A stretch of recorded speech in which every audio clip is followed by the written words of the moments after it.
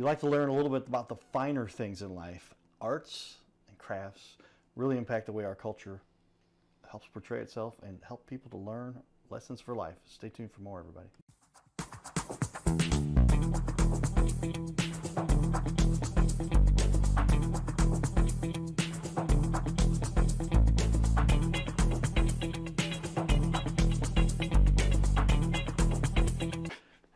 Welcome, everyone, to the Your Little Castle shows.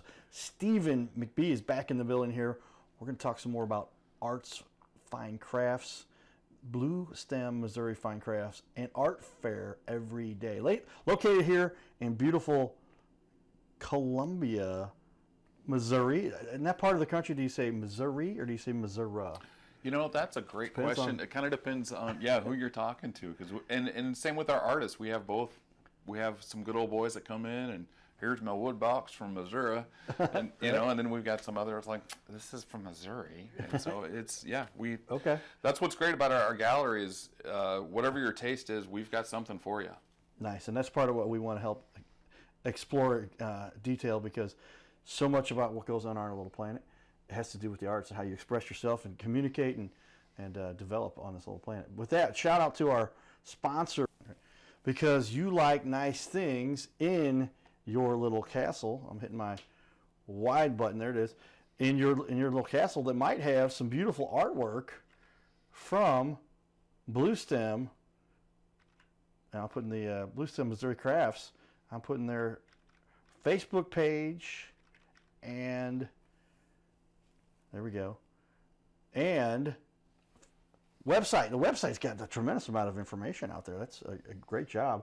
And so you don't have every piece out there, but you've got a large selection out there. Yes. People can really see what you guys offer, and gosh, how much inventory you've got. It's hard to keep up with everything, but there's so much they can see. I want to give a quick little preview of that of everybody too.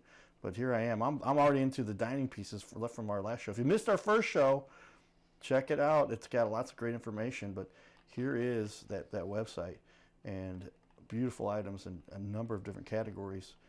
And you kind of got a range here: over 200, 100 to 200, 50 to 100, 25 to 50, and under $25 for people to choose from. Wonderful. Well, with that, let's dig in here. One of my favorite questions that we didn't get to last show, but I like this one. What is it like to be a small business and a small business owner? You get to really take control here, but tell me some of the benefits people gain. From what I understand, owning your own business is a lot like natural childbirth. It sounds fantastic. There's a lot of pain, but there's a lot of joy. And the end result, though, of course, is something beautiful.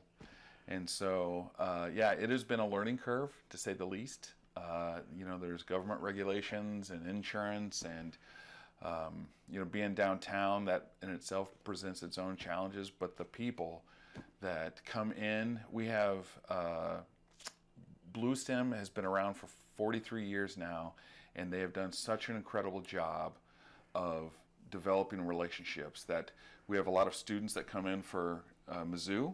Okay. And so you got a feeder there with Mizzou, and there's Columbia. And Columbia College, Stevens, right? Central's not too far from there. Yes. And so a lot of times what ends up happening is, parents' weekend or dropping off, we're just part of the loop.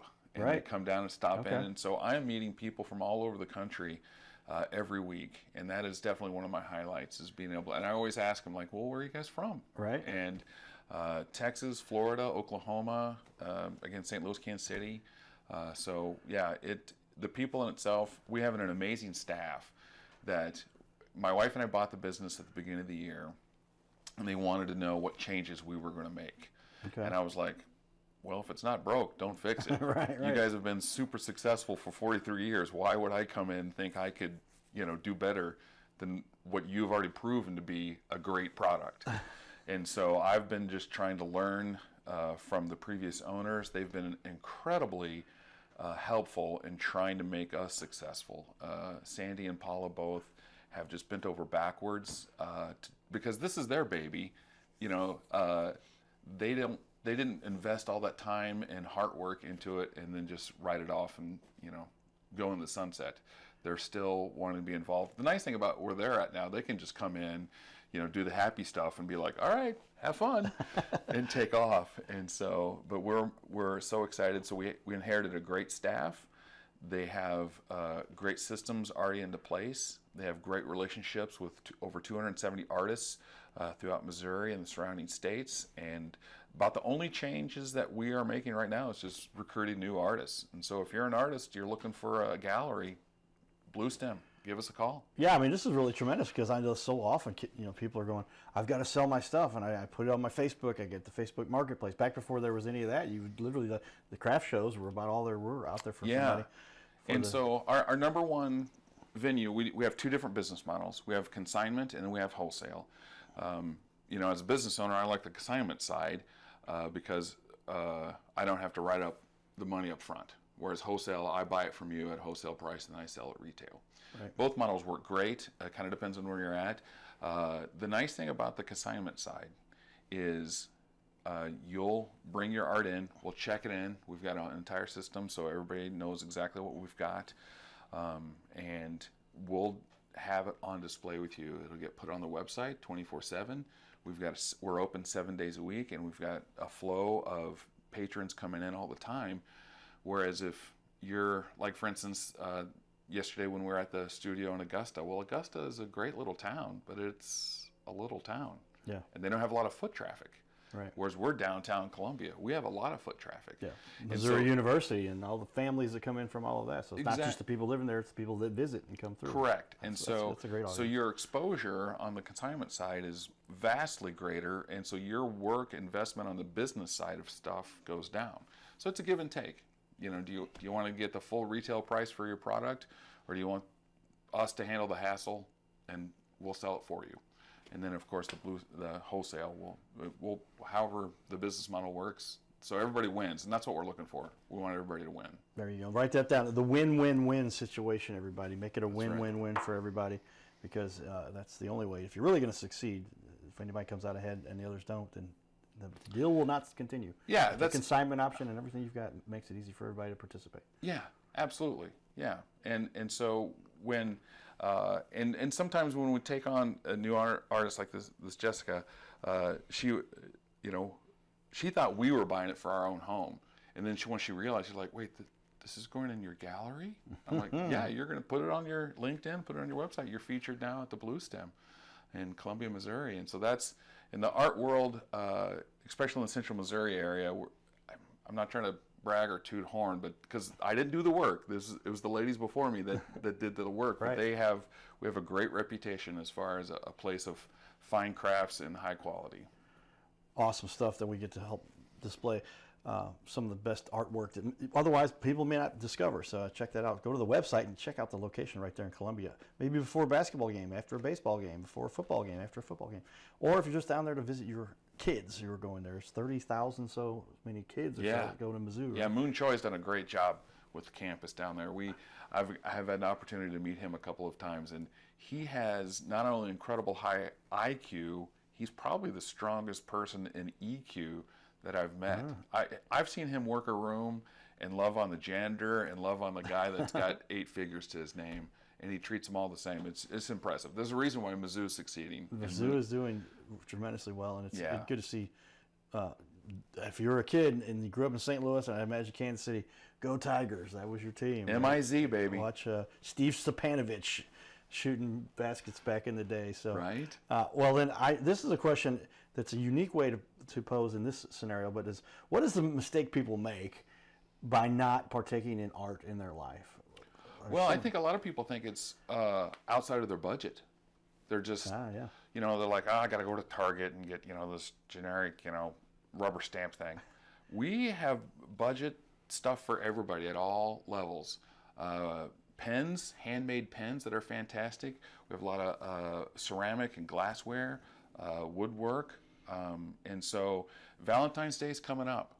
And if you're looking for both the guy and the girl, if you're looking for something unique that you can't get anywhere else, like I said, we've got the budget. If you want to blow the doors off and drop 6 figures, we'll take your money.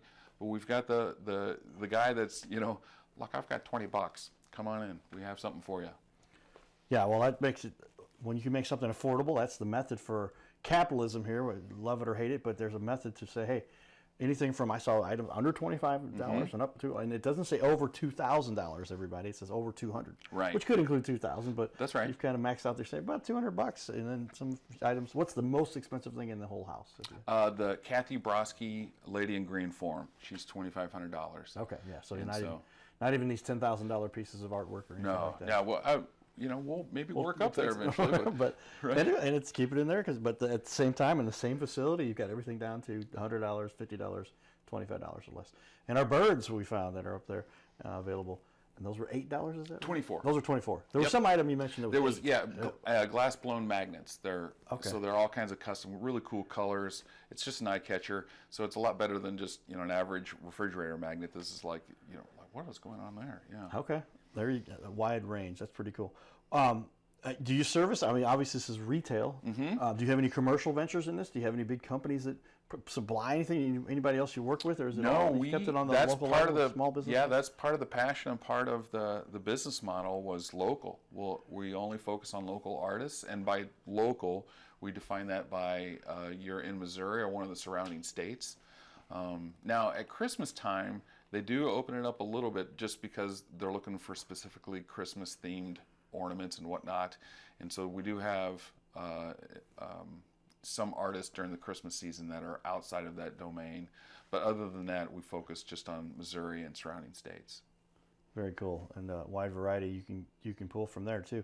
What do you like most about being in Columbia, Missouri? It's a unique market. And So yeah, is that the third largest city, fourth largest in Missouri? I think it's fourth. Springfield's number three. St. Louis, Kansas City, Springfield, Columbia. Yeah. Okay. So 2004, we moved here. I grew up in the Springfield area. Okay. Go Wildcats, Logan Rogersville. And we did 9 years in Minnesota, which was fantastic. Moved to Columbia in 2004, and I can just remember we're like, you know what, I think this is our forever home. We like the size of the town. The culture was fantastic. The people are amazing. Is it a perfect city? No, but I mean, what family or what town is, right? We all have that one crazy uncle. And so we just fell in love with the place back in 2004. And unless we moved to an island someplace in the Caribbean, this is where we've decided to plant roots. And so it's the people, it's the community, very supportive, both in the art worlds, and there's a great faith base. Institutions there in Columbia, so if you're looking for more on the spiritual side, there's some options for you there. And of course, education. I mean, we've got our state standard with Mizzou right there on campus. Columbia College is a fantastic institution. Stevens does a great job, and so this is kind of funny. So 2004, when I first moved to town, I didn't know everything about everything, but I wanted to get some continuing eds, so I applied to Stevens College, which at the time all girls. All girls. I didn't know that. All right. And so I did get a letter back from the admissions. We appreciate. Yeah, exactly. We appreciate your effort in trying to join our educational system, but it's not going to work out. So. Right. Yeah. Well, there's so much to offer there in Columbia, Missouri. It's kind of a hidden gem, and again, pretty well known, especially for Mizzou itself, and based there. So there's so much you get to offer there, because you get the artistic side, and there's so many visitors that come through because of what the college parents coming through, and the family members and kids and everybody that goes, brother and sister. I went and visited my sister up at college one time. She was a different college, but bringing everybody into town. I can imagine there's been some times where you've had an impact on somebody's life through the art, that you heard about a story. Somebody might have been going through a cancer treatment or just dealing with life. And give me an example of times you've seen in your history with art where you've seen the impact, where you really got to brighten somebody's day or help bring up the spirits of somebody, or just impact somebody's life. That is something that I love about art, because it's very cathartic, because you're basically taking what's on the inside and putting it on something physical on the outside that everybody else can see. And so there's actually art therapy is a type of psychological healing that a lot of people can go through. And I've seen students who have gone through trauma, and it's hesitant, especially if you didn't grow up in the arts, but to give them a venue, because not all of us are great speakers. None of us can articulate what's struggling on the inside by talking about it. And so I have seen several students who have been able to process their trauma, work through the depression. And in fact, I led a comic book review. I was a part of an entertainment district in Columbia called the Arcade District. If you're looking for a great time, they do live music every Friday and Saturday in the summers, but they also hosted a sci-fi convention, and part of that was a comic book panel, and I was the host. And I did not grow up with comic books, so I was a little like, I'm doing research, I'm trying to figure it out. And we'll come to find out it was actually just the art process. Okay. And time again, a lot of the people that were on the panel, they were in a dark place. And through processing what they were feeling through art, they were able to come to an understanding of their trauma, label it, name it, and work through it.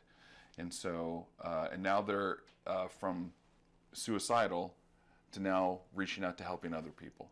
So much like a 12-step program, okay, where, you know, the reason why the 12 steps programs are very successful is because I've been through what you've been through. I know, and I'm not coming at you, preaching at you.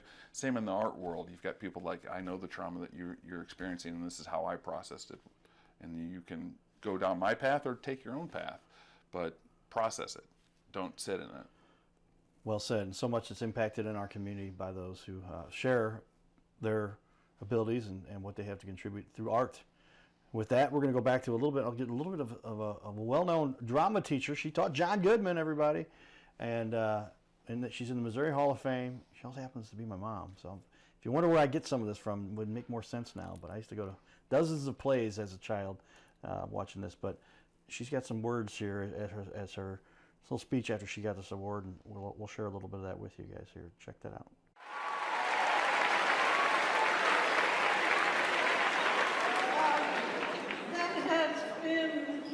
Driving force with my whole career is the people that I worked with. And we had a wonderful group that started in the 70s and went through the 80s. And I really never intended to spend 60 years in one job. But with COVID, you know, you kind of couldn't leave.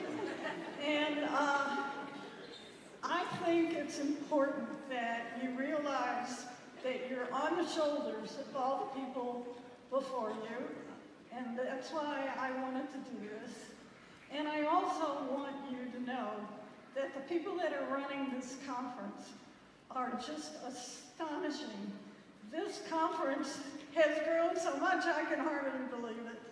And I want to thank you all for being here to support the arts, because we can't have a country without the arts.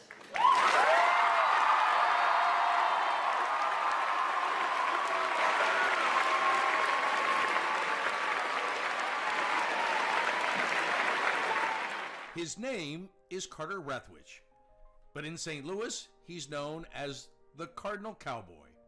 He's a well-known fixture in the stands at sporting events in the Gateway City. He's one of its greatest cheerleaders, a super fan like no other. When he makes his rounds at almost every home game, he shares his love for sports with the rest of fandom with a smile, a cheer, some positive encouragement, and lots of selfies and pics.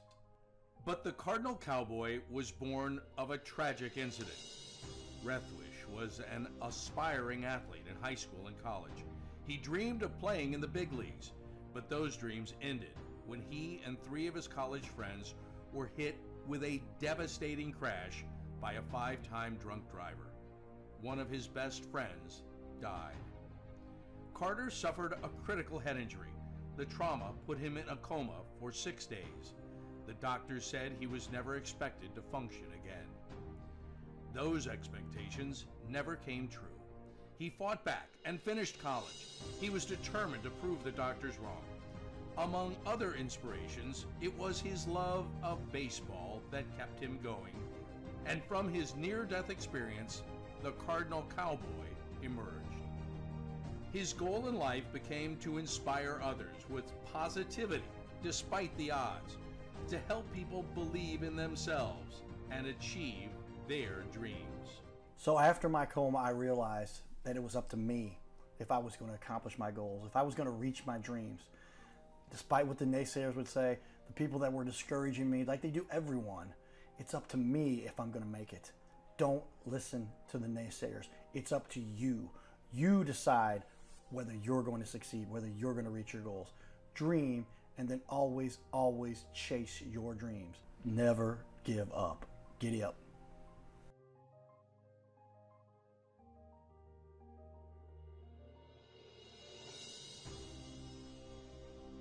Hey, we're looking for the small business owners and leaders in our community to be on our show. This is the Your Little Castle Show. We air 3 times a week, every week on ABC, and we would like to put somebody you know, or maybe it's you, who's a business owner to be on our show. You'll sit right here in our guest chair, right here, sitting here talking to us. We're going to put on the wall your website and everything about you, and highlight you as a leader. Fill out the form you see here on our website. It's bigleagues.com, and if you go to bigleagues.com, fill out this form. It takes just a couple seconds, and you can even schedule yourself right here. Schedule yourself to be on the show, and there is no charge for us to record you. There's no charge to be in the studio. Check it out if you would like to be on. Fill out the form again, bigleagues.com. This is where we can turn any interview into a series of clips. Check that out. Go to bigleagues.com. So there you have it, everybody. We talk about how media, we mentioned our book the first show, but how has technology changed and impacted, and from a world of art, here we are, we're allowing people to take their technical side and present the work from other people. So if somebody wants to get noticed, you will help them by putting them on your website and put them in your store, and then social media.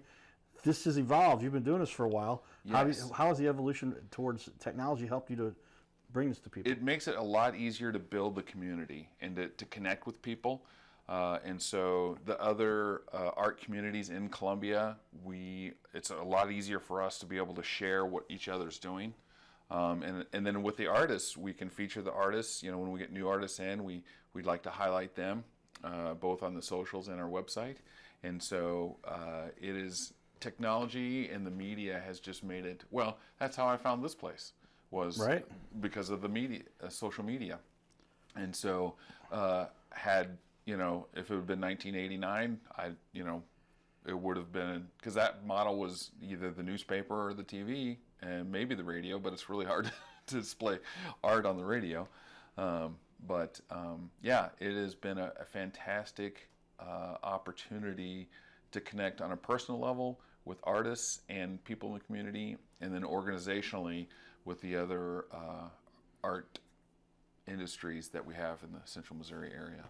Well, being able to put this up for so many people to enjoy, it really makes an impact and allow us, getting the word out. That's what I wasn't such the artist. We talked about Corel Draw, and I was really neat to make these 3D renderings with drop shadow and all of neat stuff, but I wasn't so good at that. But I learned how to use the technology. Mom's like, Dad and my cousin Carl said, why don't you get into the arts but you go through the PC side, and I ended up building systems that may work for people. So these systems now allow for us to share what we want to talk about. Communication is so key, right? And so that's why we want to help others to enjoy that and learn from it.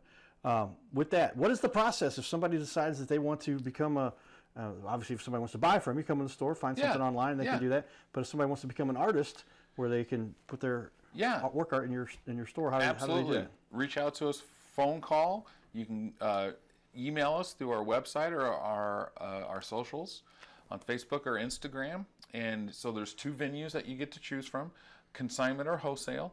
Of course, as the business owner, I'm a big fan of the consignment side. And then what that structure looks like, we bring your piece in, we agree upon the price point that you want to sell it at, and then after the sale, we'll cut you a check for 55% of the cost, and then we keep 45 because we got to keep the lights on. I got to pay my staff. Right. Yeah. And then on the wholesale side, we buy it at wholesale, sell it at retail. And so the consignment, we sign a contract so everybody is clear on what happens. Once a month, we dole out checks to all of our artists, and they love that concept because, as opposed to this, well, maybe, once a month we're writing checks out to our artists of stuff that we've sold because people have come into the store, they've bought online. And then the wholesale, that we just cut you a check right away and we take it off and we make it happen, Captain. That's the way business and art work together. Yeah. And, so there's a great platform you've put together.